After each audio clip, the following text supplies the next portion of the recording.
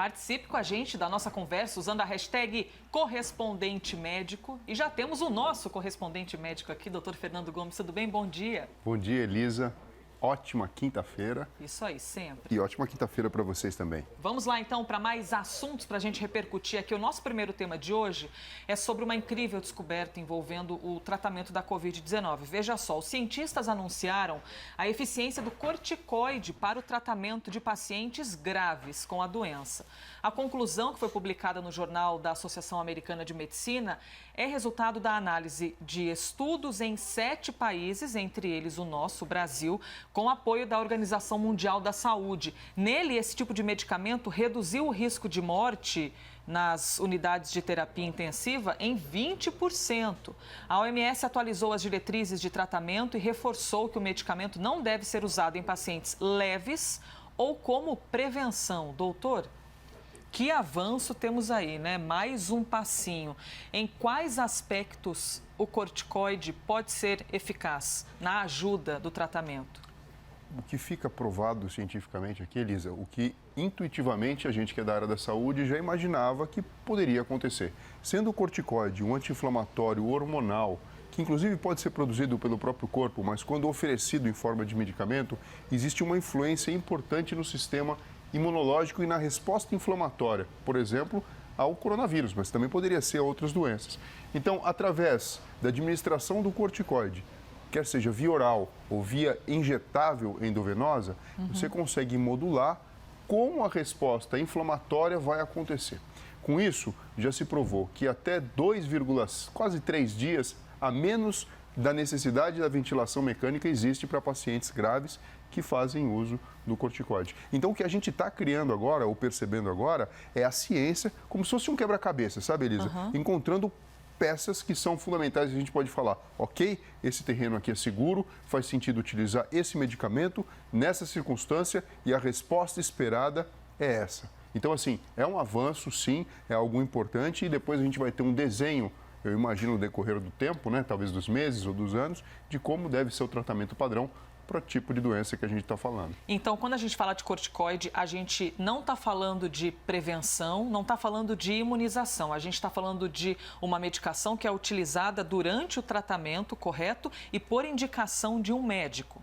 Exatamente, sendo que qual que é a filosofia? Por que esse medicamento funciona? Quando você tem uma infecção por um vírus, ele vai provocar lesões nas células quando ele está se dividindo, isso é uma questão da infecção viral, e quando existe uma resposta inflamatória, que é o organismo tentando lidar com aquela agressão que houve pela invasão do vírus e pelo acometimento dos tecidos, o que a gente tem muitas vezes é uma resposta muito mais forte do que o necessário. E com isso, a inflamação atrapalha o funcionamento de órgãos, como, por exemplo, o pulmão. Quando eu dou, então, um anti-inflamatório hormonal, por exemplo, o corticoide, e consigo perceber que a resposta inflamatória ela fica proporcional ao que deveria existir, o órgão deixa de ficar acometido numa proporção muito grande. E com isso, ele volta a ter a função dele de uma forma mais tranquila. A gente pode dizer, então, que o corticoide combate os problemas secundários da Covid-19 e não exatamente a Covid? Exatamente, podemos dizer isso. Muito bem, então a gente está aqui, vai aprendendo a respeito desses novos passos que a ciência vai dando. E doutor, quanto à automedicação, a gente não pode incluir esse tipo de problema para o corticoide, porque reforçando o corticoide não é algo que, por causa da Covid, a pessoa vai comprar na farmácia, aí ela vai tomar por prevenção. Não é isso que as pessoas têm de fazer. Absolutamente, não é isso, porque a gente está falando de um remédio que tem utilização não só aqui no caso, a gente está falando do coronavírus, mas para outras situações dentro da medicina. Por exemplo, vou te dar um exemplo. Um paciente com tumor cerebral, com inchaço no cérebro, com edema secundário a esse tumor, pode fazer uso do corticoide. E isso vai trazer um benefício porque reduz o processo inflamatório. Então, assim, existem indicações específicas. O que a gente não sabia de fato era a comprovação científica baseada em dados levantados e avaliados pelos pares de que existe sim uma influência benéfica da utilização do corticoide. E mais uma dúvida, mas o médico já atendendo um paciente que ainda não está num estágio grave da doença, mas já ali no intermediário apresentando que pode piorar, ele pode já antecipar o uso do corticoide para evitar um aumento dessa inflamação? Isso pode fazer sentido sim, porque você tem aí uma resposta inflamatória iniciando de uma forma muito intensa. Então, nessa situação, antes que o paciente piore de uma forma muito grave, ele pode ser tratado no sentido de tentar reverter esse processo inflamatório muito pronunciado.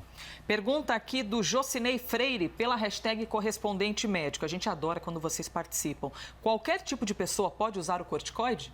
A princípio, sim. Existem efeitos colaterais, então quem usa corticoide de longo prazo pode apresentar inchaço no corpo, pode aumentar a pressão arterial, pode apresentar acne, espinha, estrias. Existem alguns efeitos colaterais que a gente tenta evitar a utilização crônica. Mas nessa fase do coronavírus, tendo indicação por uma gravidade pronunciada do quadro, faz todo sentido. Mas podem ter efeitos colaterais graves? Essa é a pergunta do Marco Neto, também pela hashtag correspondente médico. Sim, algumas complicações. Você pode provocar uma imunossupressão e, com isso, favorecer a infecção por outros agentes infecciosos, isso é um fato. Você pode provocar alterações, por exemplo, no funcionamento a produção de ácido no estômago e com isso você predispõe o indivíduo à formação de úlceras. Então existe todo um cuidado especial, úlcera gástrica, todo um cuidado especial que você presta atenção para que o benefício seja maior do que os riscos em potencial da utilização da droga.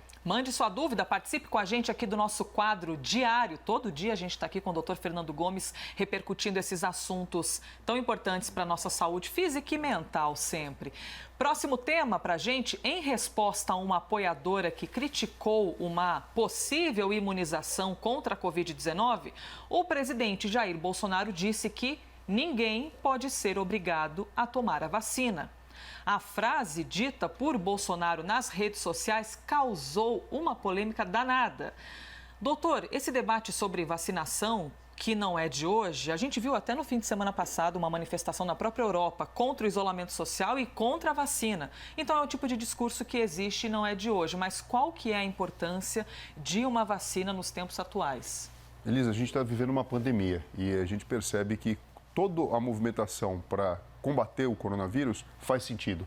A imunização através da vacina nada mais é do que uma prevenção para você fortalecer o sistema imunológico e, com isso, reduzir o número de casos graves e complicações que possam levar à morte. Então, no momento em que a gente não está tratando, a gente está discutindo, que a gente acabou de falar do corticoide, o tratamento de um indivíduo, mas quando a gente fala de imunização, a gente está tratando a população como um todo. A gente precisa saber excursionar com a nossa mente desde esse universo pequeno, que é a realidade de cada um de nós, que é extremamente importante, até um universo maior que diz a respeito da população. Então, infelizmente, é meio esquisito uma pessoa que hoje em dia, frente a tudo isso que a gente está vivendo, fale, não, eu sou contra a vacina, tendo visto que eu não quero tomar. Sim. Então, levando em conta uma ideia que pode, eu acredito que embase esses movimentos anti-vacina, que é o medo do efeito colateral. Então, eu lhe pergunto, o que é pior? É não tomar a vacina ou tomar a vacina e ter o efeito colateral? Não tomar a vacina.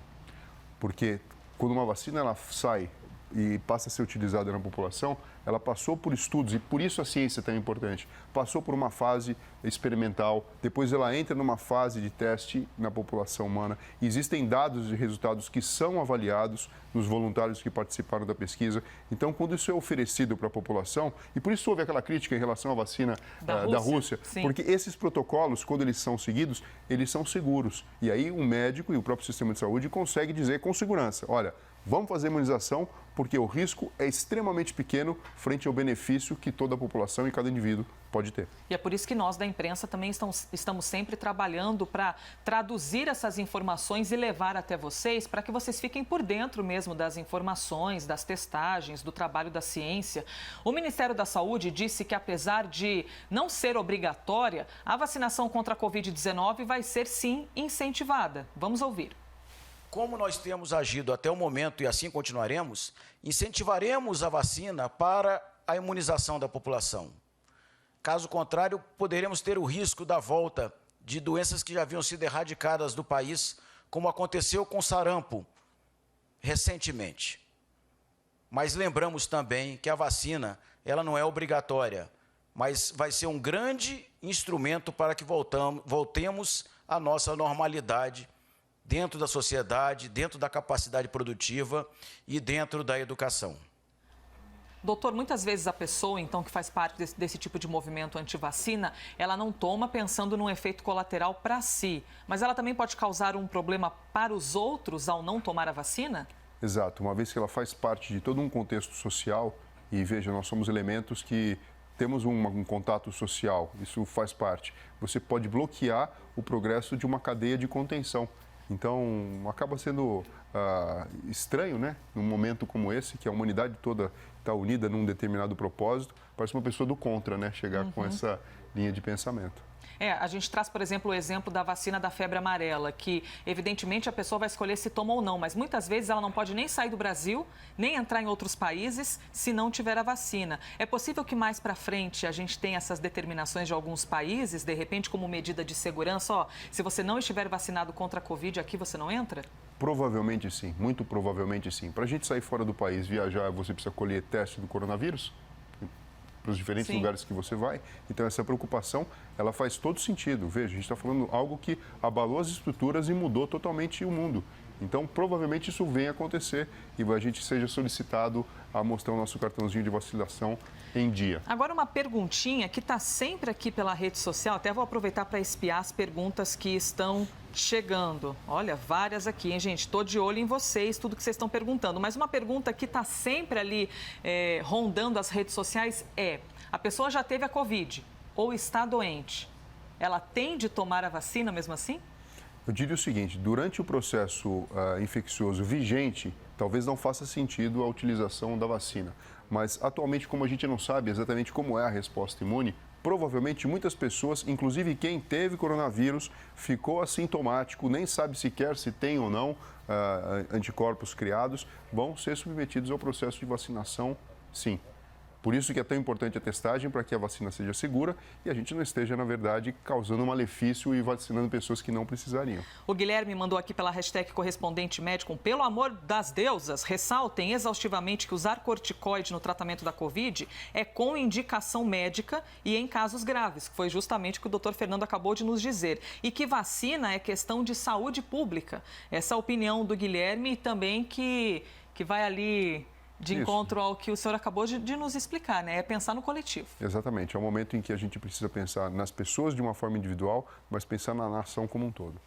Olha, a gente trouxe ontem aqui uma pergunta que chegou e o doutor Fernando Gomes até falou assim: isso é um neuromito. E eu fiquei com aquilo na minha cabeça. Neuromito? Então existem esses mitos? Adorei o termo e vou repetir a pergunta, viu? A Bárbara Simões mandou uma pergunta pra gente. Existe um vídeo circulando. Se você recebeu esse vídeo ou tem essa dúvida, manda pra gente também, tá? Existe um vídeo circulando que diz que a medição da temperatura na testa pelo termômetro destrói a glândula pineal e o recomendado é fazer a medição pelo punho. É verdade isso? Ela é de Tatuí, interior de São Paulo. E aí, doutor? Não, a coisa mais curiosa que tem são as informações que chegam, né? Parece que a gente tem um raio laser, uma coisa muito poderosa, como se fosse um super-herói, né? Na verdade, assim, é um mito, tá? A glândula pineal é uma estrutura que, como o próprio nome diz, é uma glândula, então ela secreta hormônio. No caso, a melatonina é o neurotransmissor e o neurohormônio relacionado com a própria glândula. Ela fica numa região profunda da cabeça, então bem no meio mesmo, protegido, então, pelo couro cabeludo, pelo crânio, pelas meninges, pelo líquido cefalorraquidiano e por muito tecido cerebral, até então você conseguir chegar nessa pequena glândula, que é pequenininha assim, do tamanho de um, sei lá, de um tremoço, podemos falar assim, uma uva passa. Uma ervilha. Uma ervilha, alguma coisa assim. Então, um termômetro, ele não seria a capacidade de seletivamente ir lá e destruir só a glândula pineal. Ele seria muito poderoso se dessa forma trabalhasse. Pois é, mas quando a gente fala de um neuromito ou de uma fake news, é possível que alguém tenha de fato achado que isso é capaz? Ou existem pessoas que simplesmente publicam essas informações para causar um pavor nos outros e gerar dúvidas? E a gente sabe que uma mentira repetida 1000 vezes na cabeça de quem não tem conhecimento pode virar uma verdade. Então, existe, assim, se fosse algum outro equipamento, esse medidor, de fato poderia causar? Ou tipo assim, não? Para mim faz todo sentido isso, porque o medidor de temperatura dessa forma, ele é muito ágil e eficaz, né? Tempos atrás, o que a gente mais utilizava em casa e nos hospitais era o termômetro que você colocava na axila, na boca, aqui, e alguma coisa assim. Agora é uma coisa incrível, né? Geralmente como uma pistola. E isso é uma coisa que faz a gente pensar em coisas diferentes. A outra coisa é a glândula pineal, que historicamente ela sempre teve uma relação com espiritualidade, com a discussão de que se a conexão do espírito com a mente aconteceria justamente nesse ponto, ou se ela representa o terceiro olho e, portanto, os processos espirituais de clarividência estariam relacionados com a glândula. Então você pega uma estrutura que é sedutora já do ponto de vista histórico, porque traz toda essa conversa desse mundo mais místico, e você pega um aparelho novo, tecnológico, que está fazendo a testagem da temperatura em massa. Eu acho que, assim, são os ingredientes típicos, né, para você conseguir criar mitos que tenham uma relevância e consigam se propagar pelas redes sociais e, enfim, por toda a internet. Tá, já vemos que não e não 1000 vezes, isso não é possível. Mas suponhamos que haja um probleminha na glândula pineal, nada a ver com medição, tá, gente? Mas quando acontece um problema nela, o que causa na pessoa? A gente sabe que a glândula pineal ela é responsável pela liberação de melatonina durante o período da noite, quando eu fico no escuro. Não entra, então, informação luminosa nos olhos e ela, então, é liberada a produzir o hormônio. Com isso, eu relaxo e entro num processo de descanso e de sono reparador. Isso é um fato. Então, se eu tiver algum problema com uma menor produção de melatonina, pode ser que eu tenha problemas de insônia e eu posso ser tratado de uma forma a suplementar a melatonina. Agora, dentro da neurocirurgia, o maior problema que a gente encontra dentro dessa discussão sobre glândula pineal são tumores específicos da região, principalmente na faixa etária pediátrica, que, por sorte, não são comuns, são raros e têm tratamento. Muito bem, então, ó, medição com a glândula pineal, se eu pudesse, imagina que um X, ó, gente, não existe isso, avisa a família. Um carimbão, né, Elisa? Um carimbão de falso, tá? Porque isso não existe. Neuromito desvendado aqui pelo doutor Fernando Gomes. Obrigada, viu, doutor? E se as pessoas quiserem até mandar outras dúvidas que são tipo neuromito, legal, né, pra gente ir desvendando aqui junto. Sensacional, a gente está junto e queremos trazer informação de qualidade para todos vocês.